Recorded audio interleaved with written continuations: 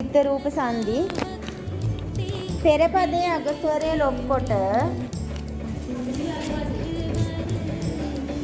මොකක්? පෙර පදයේ අග ස්වරය ලොප් කොට මොකද්ද? ට්‍රැක්ද? පෙර පදයේ අග ස්වරය ලොප් කොට ව්‍යංජනය ද්විත්ව කිරීමෙන් මොකද්ද ද්විත්ව කරනවා කියලා කියන්නේ? මොකද්ද ද්විත්ව කරනවා කියලා කියන්නේ? ඩබල් කරනවා නැත්නම් දෙකක් කරනවා. ද්විත්ව කිරීමෙන් ද්විත්ව රූප සංදිය සෑදෙයි. ද්විත්ව රූප සංදිය සෑදෙයි.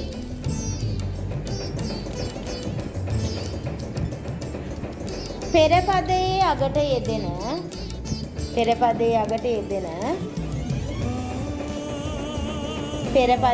යෙදෙන ස්වර රහිත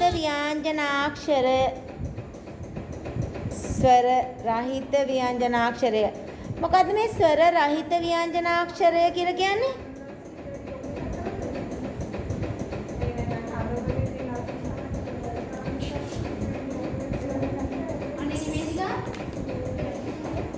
ස්වර රහිත ව්‍යංජනාක්ෂරය කියලා කියන්නේ මොකද්ද? දැන් ව්‍යංජනාක්ෂරයක් අපි කියවනේ ස්වරයක් නැතුව හැදෙන්නේ නැහැ කියලා. කිව්වද නැද්ද? එතකොට මේ කියන්නේ මොකක්ද?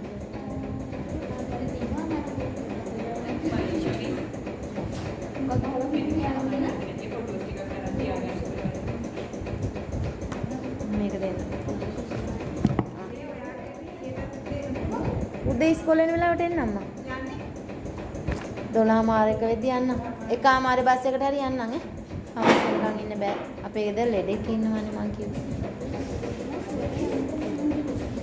හරි?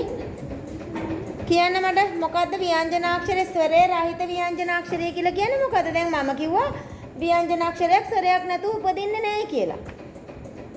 එහෙනම් මේ කියන්නේ මොකක්ද? මොකද්ද මේ කියන්නේ?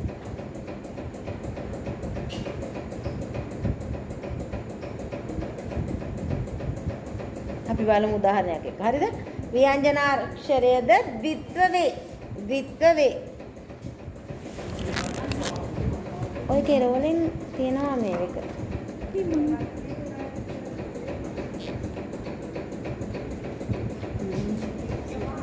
ඔතනක හරියනවා. ද්විත්ව වේ.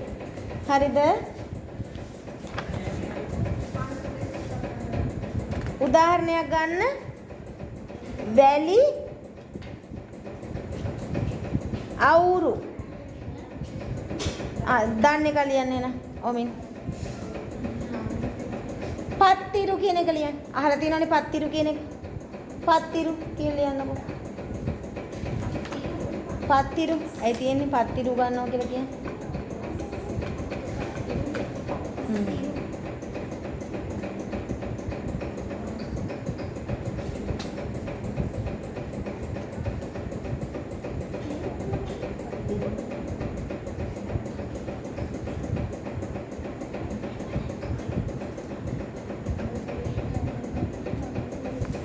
හරි කොහමද අපි පත්තිරු කියන එක හදන්නේ?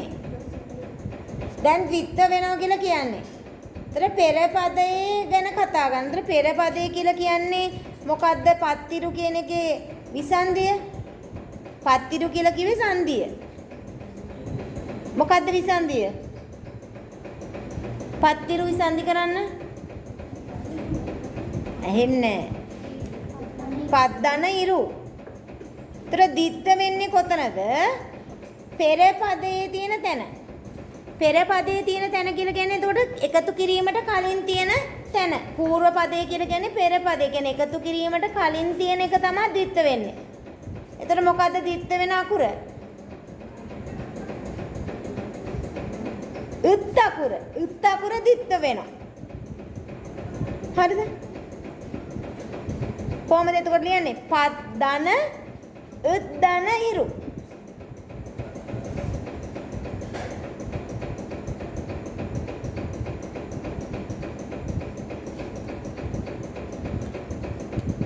තේරෙනවද? ද්විත්ව වෙනවා කියලා කියන්නේ අල්ත අයන්න ද්විත්ව වෙනවා කියන එක. හරි? එතකොට ලිව්වා පත් ධන ըත් ධන ඉරු කිව්වම ըත් ඊ එකතු වුණාම හැදෙන අකුර මොකද්ද? ըත් ඊ එකතු වුණාම හැදෙන අකුර තීනේ. එතකොට අතන පත් කියන එක තියෙනවා. පැහැදිලිද? පත් කියන එක ඉතුරු වෙලා තිනවා. අපි තව ըත් අකුරක් ලිව්වා. ඒ ըත් අකුරයි විසන්ධියේ තියෙන ඉරු අකුරේ ըත් අකුරයි ඊ අකුරයි එකතු වුණාම හැදෙනවා තියන්න. එතකොට පාතිරු. පැහැදිලිද? පැහැදිලිද? දැන් දිත්ත වෙනවා කියලා කියන්නේ එහෙමයි. එහෙනම් ලියන්න පොල්ලත්ත. ඔන්න දිත්ත රූපයක්. පොල්ලත්ත.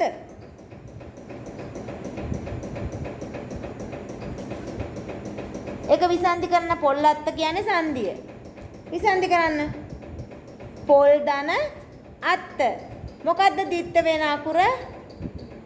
එකතු කිරීමට කලින් තියෙන එක තමයි දිත්ත වෙන්නේ. එතකොට ල් අකුරු දෙකක් ලියන්න ඕනේ. පොල් ධන ල් ධන අත්ත. පොල්ලත්ත.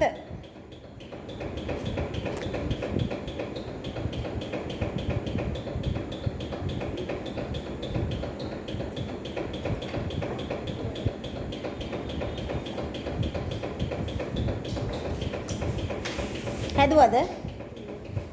පැහැදිලිද? මම තව එකක් දෙනවා. වල් අම්බලම. වල් අම්බලම.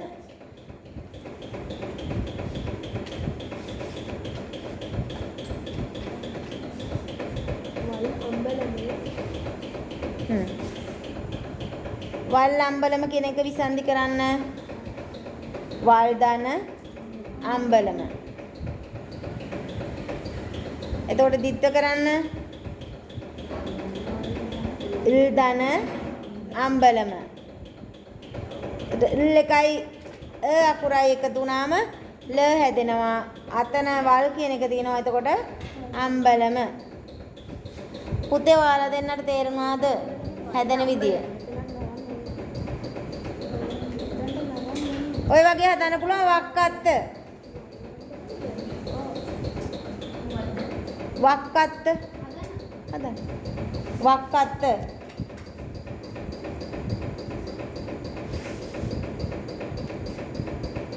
වක්කත්ත.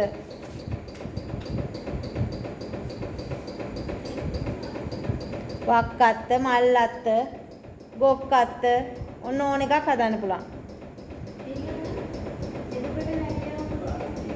හදන්න කියලා දෙනවා. තව තියෙනවා වෙනස් ඒවා මම කියලා දෙනවා. මොකද්ද? වැල් අවුර කියන එකද? කොහොමද දැන් ඒක විසන්ධි කරන්නේ? වැල් ධන අවුරු.